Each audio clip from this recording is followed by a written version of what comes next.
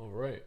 I was actually not expecting to see players that I recognize here, so this is gonna be pretty sick. So first thing I do with these maps is, or these like VODs, is I check the maps. So Eeltail, Rainmaker, and then I look at both comps. Starting with the enemy team, typically we have Stamp, which is anti-crab, Booyah, which could be anti-crab. It's primarily like objective play.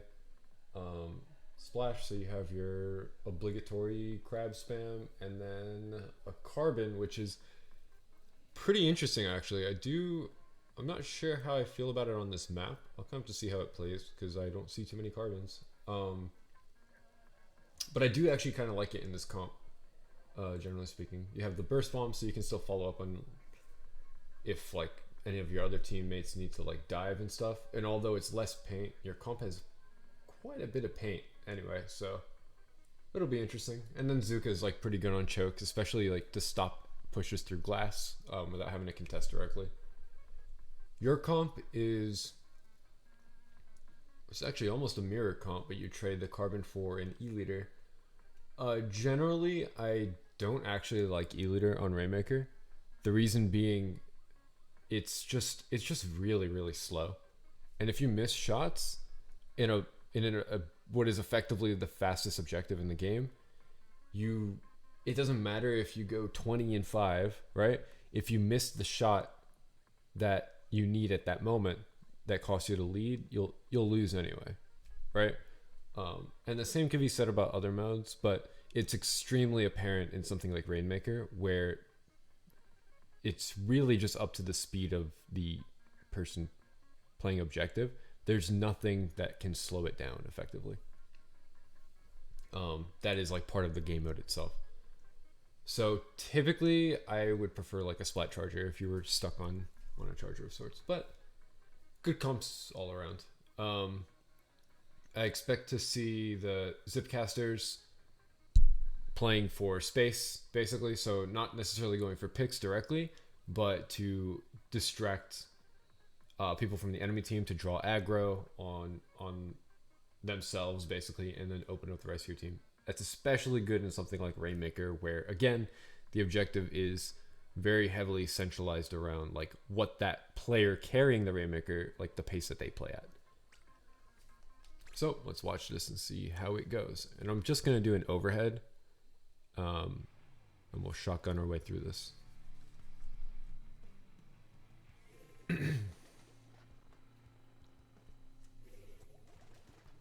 Now, Eeltail is very straightforward in a traditional meta.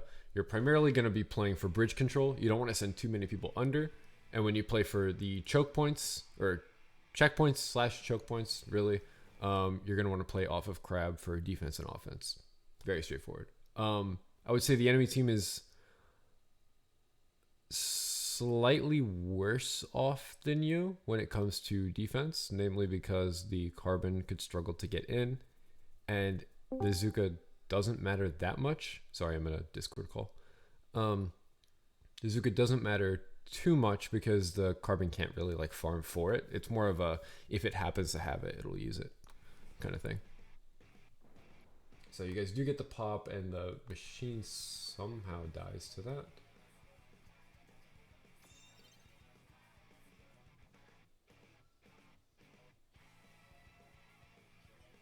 So I kind of I appreciate that you went for the objective as soon as you got the advantage. The primary problem with this is now that like people are focused on the Spatana, right? You don't really have anybody to like push up forward. So you could get checkpoint off of this, and typically that would be okay. But if this is indicative of a consistent problem after you get checkpoint, then it's something to kind of look for. The rest of your team is behind the E-liter, which is a very awkward position to be in. And the E-liter actually pushes up. Okay, so that's like double weird. So generally, objective doesn't necessarily matter, especially if it's just a checkpoint.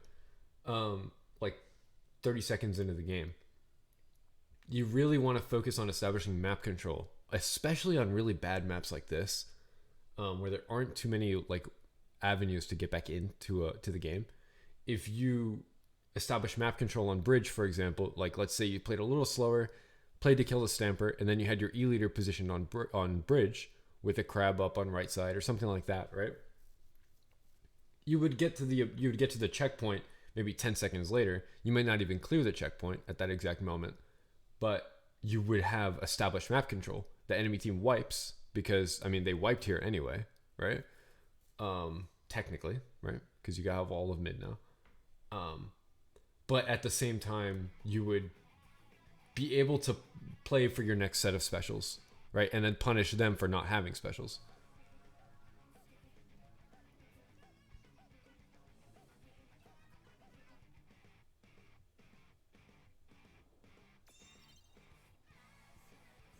This is the same deal. It's you're very focused on just running for the points, like really, really early on, but you're giving up a potential KO push because you just want to go for early points, right? You're not establishing any control. You're not helping your team that's getting flanked effectively by just grabbing the Rainmaker and running forward, especially on glass. If the Rainmaker dies there, the push ends because it's effectively impossible to get it back. We have Storm going in for a cheeky push. There's no follow-up there, so Storm really is just taking this 1v3, it looks like, and you're just diffing the enemy team. So one thing that if somebody overextends in a situation like this, it's really important to, instead of just going for all the kills. Now, this isn't to say that Storm is doing poorly here, because they are completely bodying the enemy team. But generally speaking, if you do push up to the extent that you are here, you want to play more for staying alive and calling your position such that it emphasizes that your team needs to push into you, right? So having Storm there, for example, should prompt the Stamper and the Machine to have pushed like 5 to 10 seconds ago almost. So that if you do die on Splash, which again you really shouldn't, especially Splash that wants Crab, you at least would effectively guarantee a trade. Now here it does look like you're going to trade, which is, at least it's salvageable, you know, it's not bad. It could have been in a lot faster though. Here you go down. There's no Crab to counter the enemy one, so it's just too difficult to push that choke right now. And now that you're holding objective, and you're not, and by you I mean the E-leader is holding objective without any sort of map control, now you're going to have to vie for map control while also giving the enemy team special. So the odds that you get completely steamrolled here is pretty high, even though it looks like it's in your favor right now.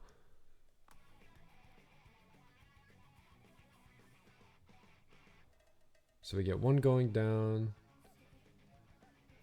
Stamp is poking. They kind of feed. I don't know what the Machine is doing, just kind of sharking there.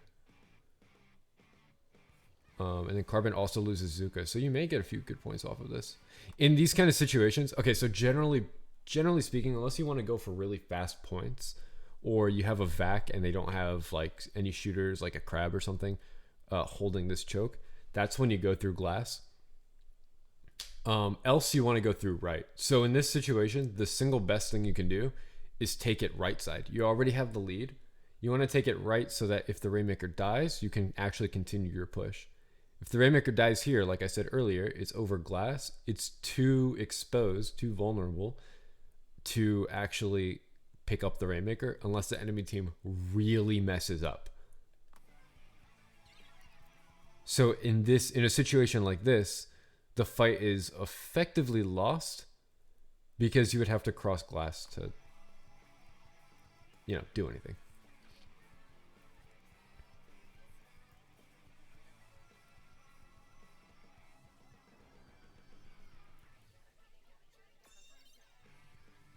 Except you cheese it because they're not aware.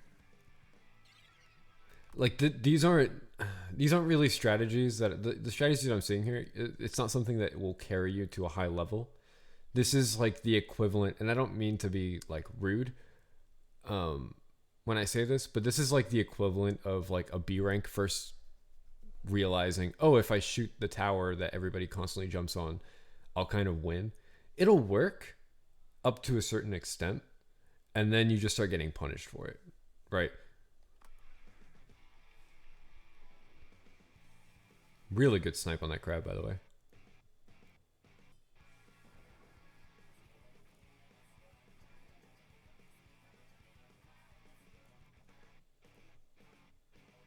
So I do like how the machine here pushes for their side of bridge.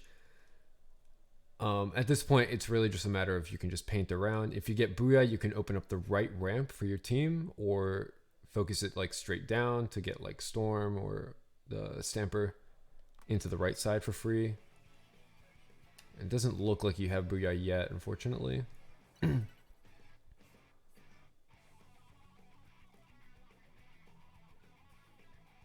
then the last one gets collapsed on. That's really good that you jumped out because you'll have Booyah for defense. So at this point, I'd be Booyahing. Yep. So you Booyah for checkpoint. Even if they get the checkpoint, the odds that they die to the Booyah is pretty astronomical, right? And this is really, really well placed. So you have the Zipcaster on the bottom of the map going out. The other three get completely dispersed. So you can either decide, do we want to... We know we're going to get a pick on at least one of them, hopefully. Although it does seem like the Booyah is a little bit overshot, but it's still good. You displace the splash, you displace the machine, and you potentially kill the carbon. Do you want to focus on the Splatana, or do you want to push for space? You could do both. But let's see what kind of goes on here. So you do go for the enemy team rather than the Splatana. 2 go down in the enemy team. Splatana recalls, and you effectively should win this. Very good defense. Very good defense. It's unfortunate for them that they only focused one side of the map. And their Splatana kind of went for kills. I understand why, but typically if you have a crab, you don't need the Zipcaster going up top left.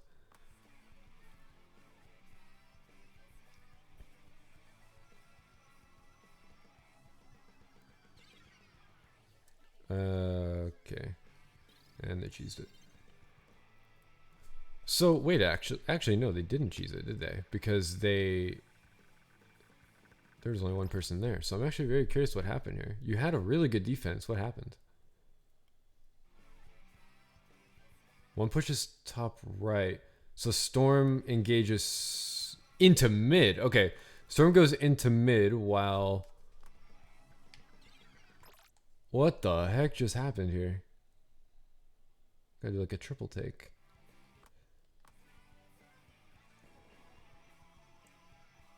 How did the machine die?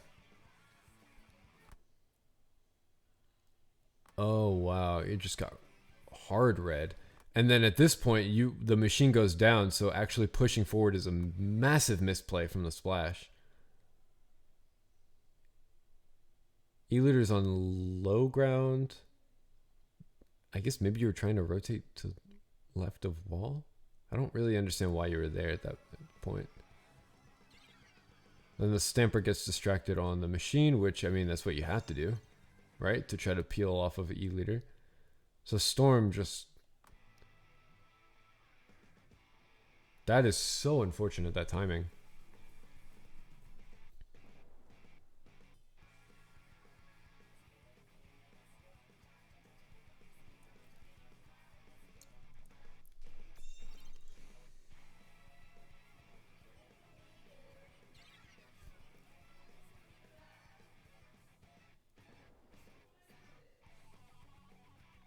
And then Crab is just gonna delete you guys. And I'd be surprised. Okay. I don't know why they took it over glass. You guys should win this pretty easily, yeah. Do they get jumps in? No.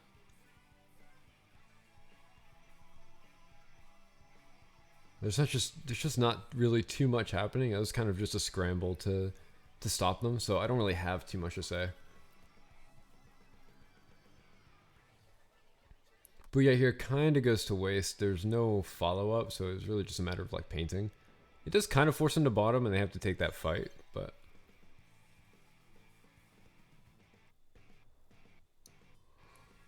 the fight was still in their favor, though they didn't have a retreat option, effectively.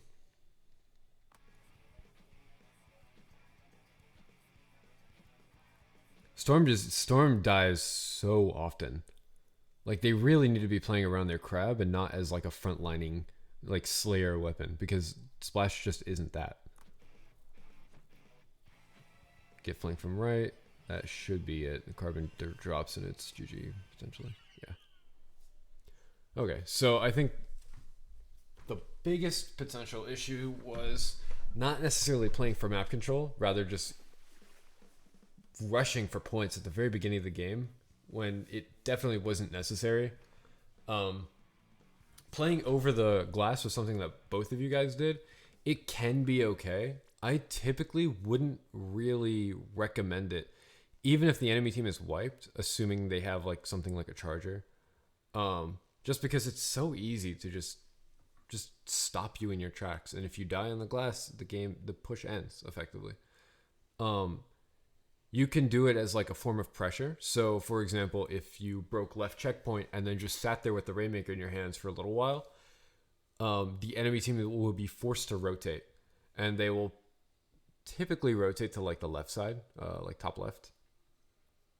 And you can use that as an opportunity to say, for example, somebody tries to flank.